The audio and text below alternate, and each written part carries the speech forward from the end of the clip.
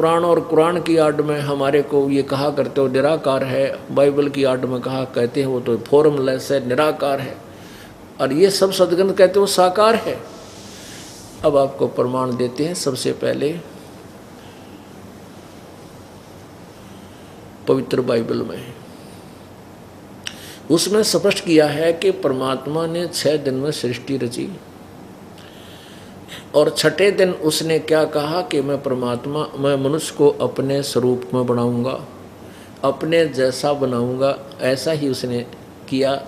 परमात्मा ने मनुष्य को अपने ही स्वरूप के अनुसार बनाया। तो फिर निराकार की तरह गया वो फॉर्मलेस कैसे हुआ? वो तो साकार हुआ, मनुष्य तुल्य हुआ। यही हमारे पवित्र वेद बताते हैं, यही पवित्र पुराण बताती है, यही पवित्र कुरान बताती है, यही पवित्र बाइबल बताता है ये, और यही पवित्र सतगुरु ग्रंथ साहिब बताता है कि धानक रूप रहा करतार। ये देखिएगा पवित्र बाइबल संपूर्ण जीवन अध्ययन बाइबल, ये कहाँ से प्रकाशित है? ये देखिएगा पवित्र बाइबल संपूर्ण जीवन अध्ययन बाइबल, यहाँ से देखें स्पष्ट होगा। पवित्र बाइबल संपूर्ण जीवन अध्ययन बाइबल, संबंध संपादक डेविड स्टुअर्ट, अंग्रेजी प्रधान संपादक Donald C Stamps MA MDV, संयुक्त संपादक जे वेस्ले और आदम्स PhD, संपादकीय समिति ऐसे सारा बता रखे हैं। तो ये कहाँ से है? Full life study Bible, life publishers international, Springfield Mysore USA से छपा है ये। और इसके बिल्कुल फर्स्ट स्टार्ट में उत्पत्ति अध्याय है, उत्पत्ति, और इसका ये उत्पत्ति ग्रंथ है। और इसका यहाँ पर प्रथम है कि आदि में परमेश्वर ने आकाश आदि पृथ्वी की सृष्टि की। अच्छा, पहले इस प्रकार ये पहला दिन था, फिर सांझ हुई, फिर भोर हुआ, वो इस प्रकार दूसरा दिन हो गया। तो परमेश्वर ने एक अंतर बनाकर उसके नीचे के जल और उसके ऊपर के जल को अलग अलग कर किया, और वैसा ही हो गया। परमेश्वर ने उस अंतर को आकाश कहा, तथा सांझ हुई, फिर भोर हुआ, इस प्रकार वह दूसरा दिन हो गया। इस प्रकार तथा सांझ हुई, फिर भोर हुआ, फिर इस प्रकार तीसरा दिन हो गया। इसमें हरी हरी घास, छोटे छोटे पेड़ आदि बना दिए हैं। और तीसरा दिन, अब चौथा दिन देखो,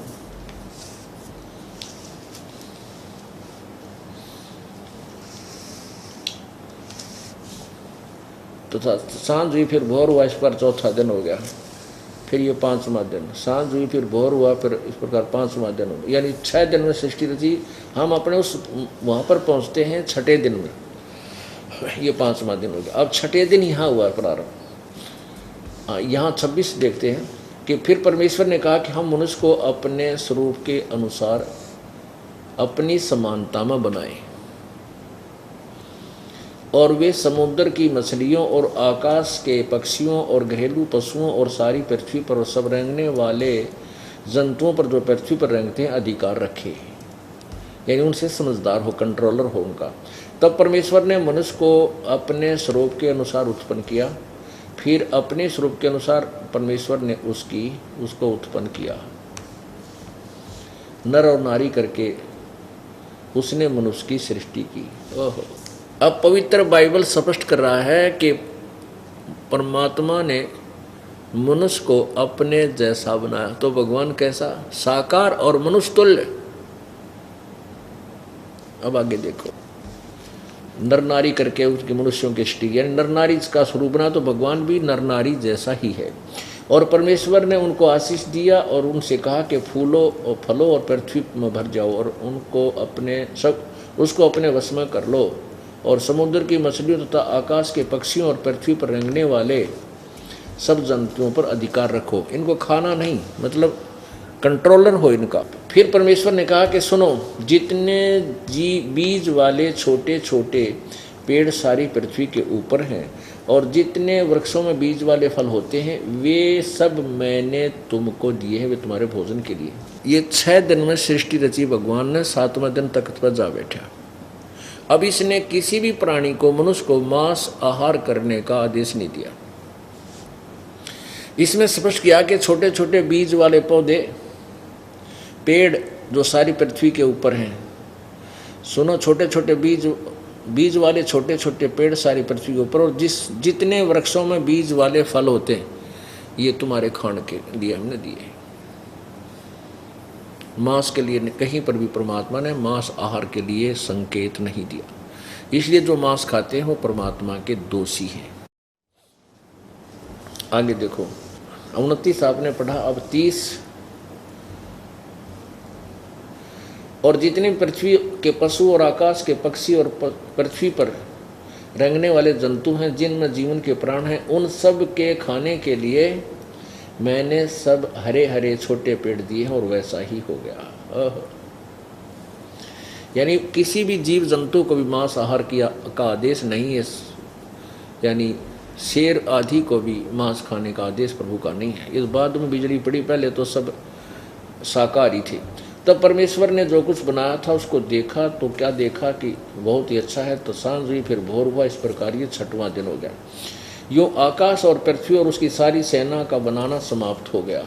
फिर परमेश्वर ने अपने काम जिसे वह करता था 7वें दिन समाप्त किया, और उसने अपने किए हुए सारे काम को 7वें दिन विश्राम किया।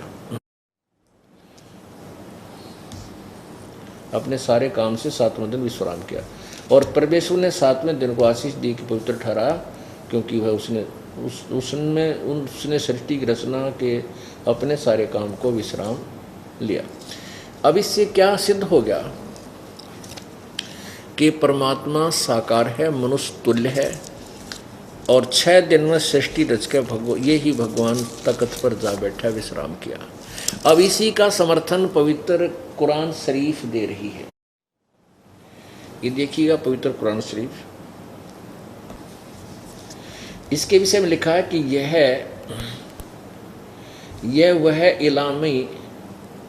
यह वह इलामी किताब है जिसमें कोई संदेह की गुंजाइश नहीं। इसमें जो लिखा है सत्य है, हम इसको सही मानते हैं, लेखक कहता, यानी इसका जो अनुवादक कहता है। इसके विषय में क्या लिखा है? शेरवानी संस्करण है। ये कहाँ से छपी है? कुरान शरीफ। यह वह इलामी किताब, इसमें कोई संदेह की गुंजाइश नहीं। शास्त्रीय अरबी पद्धति पर नागरी लिपि में शेरवानी संस्करण, प्रकाशक है लखनऊ किताब घर, मौसम बाग, सीतापुर रोड, लखनऊ। इसके अंदर आप देखिएगा सूरत फुरकानी 25 आयत नंबर 52 से लेकर और 59 यानी 59 तक स्पष्ट होगा। ये देखिएगा, ये कुरान शरीफ सूरतुल फुरकानी 25, इसमें आयत नंबर नीचे पर 52 देखें। इसमें नाम भी लिखा उस प्रभु का, कौन है जो सृष्टि रचनहार, जिन्हें 6 दिन में सृष्टि रची, 7वें दिन तख्त पर जा विराजा। ये है अरबी भाषा, लेकिन लिपि देवनागरी है। फला तुतियल काफिरन व जाहिदुम बिही जिहादन कबीरन। अब इसको कबीर कहो या कबीरन कहो या कबीरा कहो, एक ही बात है, कबीरा। ये देखो, कबीर कहो, इसी का प्रमाण ये पवित्र कुरान मजीद, ये वही यों की तू है, लेकिन इसमें कुरान शरीफ की जगह मजीद लिख दिया। कुरान वही है। मुतरजम मऊ अरबी मतन, प्रकाशक आसिफ बुक डिपो, 422 मटिया महल, जामा मस्जिद, दिल्ली 6। ये यहाँ से प्रकाशित है।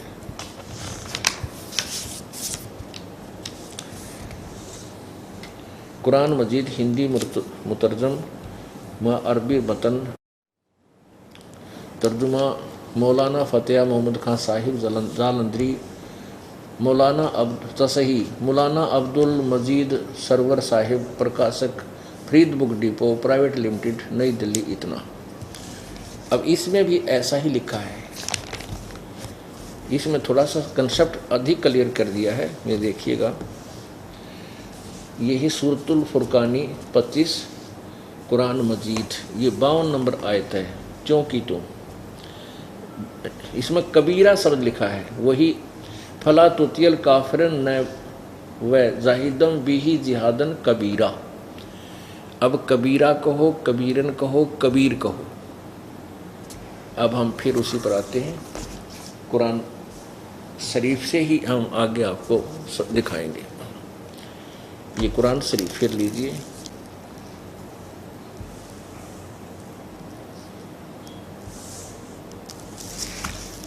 ये है वही सूरत फुरकानी 25 कुरान शरीफ। अब यहीं आइए 52 आयत में, फला तुतियल काफिरन व जिहादम बिही जिहादन कबीरन, कबीरा कहो, कबीरन कहो, चाहे कबीर कहो।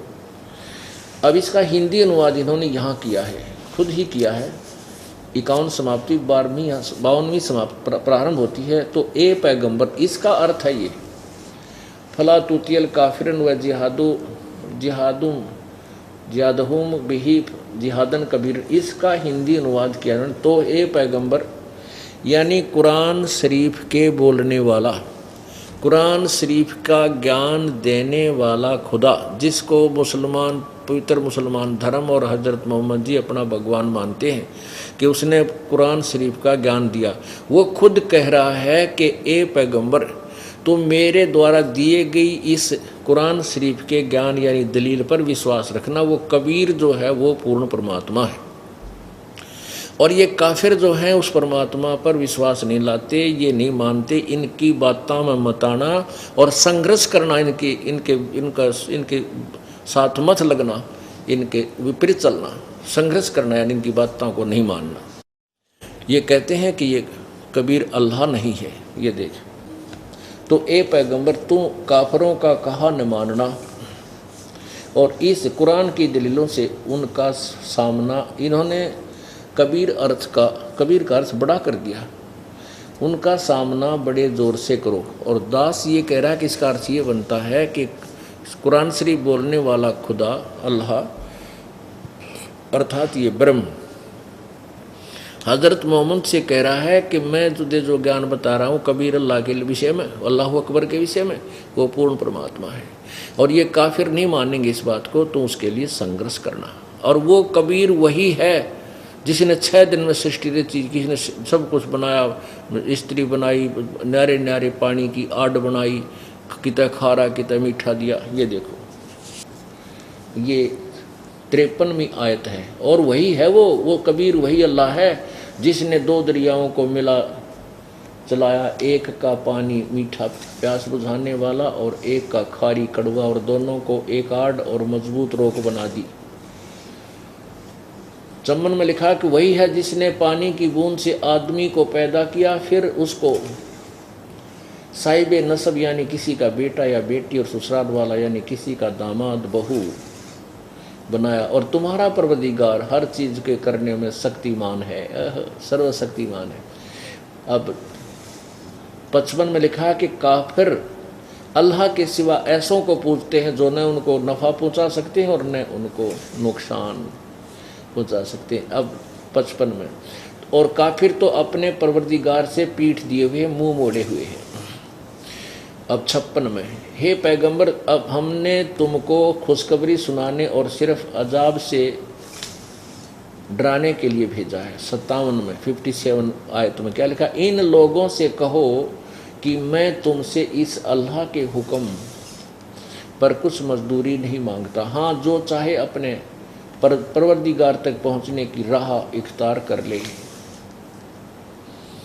अब 58 और 59 में फिर कबीर लिखा है। ये देखो, ये 58 में ये लिखा खबीरन, इसको खबीरन कहो चाहे कबीरा, खबीरा कहो, कबीर कहो।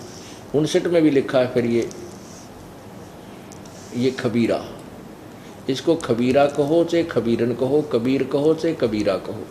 अब ये 58 में जो लिखा है कबीरा शब्द, इसका यहाँ अनुवाद है, ये 57 समाप्त हुई और ए पैगंबर उस जिंदा पर, वो जिंदा रूप में जो हज़रत मोहम्मद जी को कबीर परमेश्वर मिले थे, हज़रत मोहम्मद जी को कबीर परमेश्वर मिले थे जिंदा महात्मा के रूप में। उससे पहले एक जबरील नाम के देवता ने हज़रत मोहम्मद जी को ज़बरदस्ती धमका कर, डरा के और अपना ज्ञान उसके अंदर प्रवेश कर दिया था।